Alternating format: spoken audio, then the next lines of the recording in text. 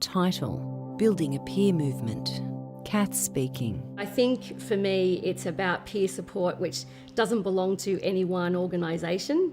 It doesn't belong to a group, a service, an organisation. It's peers supporting each other in as many different forms as that can take, and doing all that we can to make sure there's no restrictions on who can experience peer support. Ros speaking. We are all a part of a community. We are all connected in the community.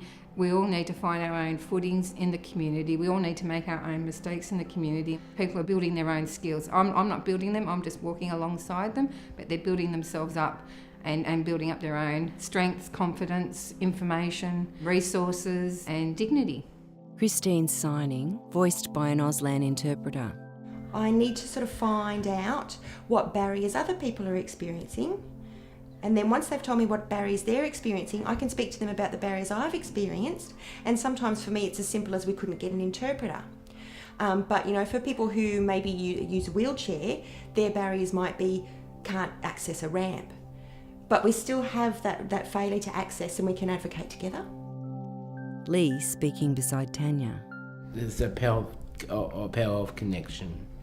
So it's really it's really sharing your life. I really look at the power of people, because people first, and I really feel that people can make an impact, and it doesn't matter what it is.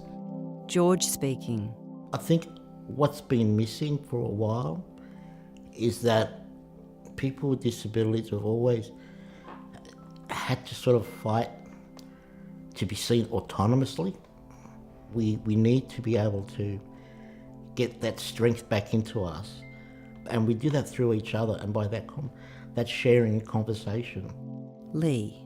A more group of peers, the more they get the word across to parliaments and to governments, and taking signs and say, this is not right, this is what we want. It's about what we want. Shu speaking.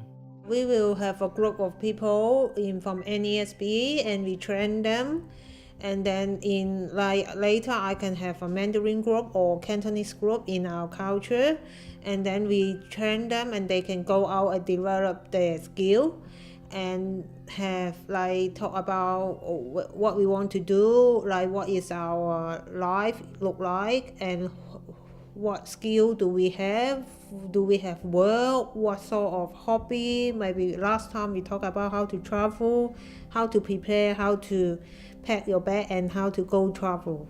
Tanya speaking. Our mob doesn't even have a word for disability. So bringing something in that's less government and that's more relating to the actual person and showing them what can be changed without someone telling them to change it, giving them the option to want to change. What's it going to be like for Aboriginal people with disability in the future? It'll be Aboriginal people teaming up with non-Aboriginal people, pushing the peer support. It'll be equal terms, equal people, equal everything, and we'll just have the power to go out there together, side by side. It'll be wonderful. Christine signing, voiced by an Auslan interpreter. I've got a better connection with other people. And just sort of their success is my success. And sort of having those conversations with people, I think, sort of brings the community together and just brings more and more ideas together. And this is how things grow, isn't it? And I kind of feel that that's a wow moment. Team Up is a project of Community Disability Alliance Hunter, New South Wales Council for Intellectual Disability, and Diversity and Disability Alliance.